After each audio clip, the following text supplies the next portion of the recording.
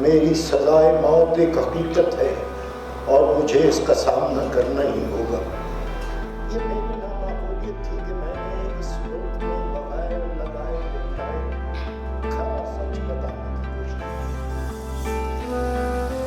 भाई अली की भरपूर रहनुमाई में साल 2008 के सालाना इम्तिहानात में मैंने FA रावलपिंडी तालीमी बोर्ड से अव्वल डिवीजन में पास की।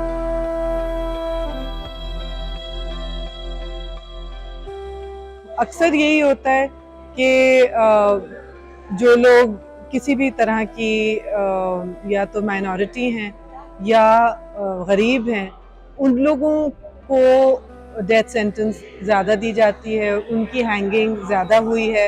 इसके ऊपर डिबेट ज़रूरी है, इसके ऊपर सेंसिटाइजेशन ज़रूरी है, इसके ऊपर स्कूलों, कॉलेजों और पब्लिक एरियाज़ में इसके ऊपर जब तक बहस मुबाहिसा नहीं होगा, ओपिनियन नहीं चेंज करेगी।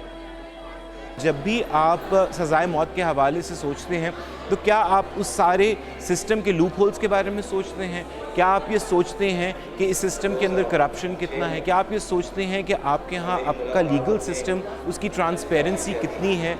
सो I think the whole point is कि आप अपने अंदर भी उन सवालों को उगने दें और उनके जवाब ढूंढने की कोशिश करें, बजाय इसके कि सिर्फ जज्बाती होके हम ये सोचते रहें कि नहीं, ये पहलू या ये इशू जो है ये हमारा नहीं और हमें इस पे बात नहीं करनी।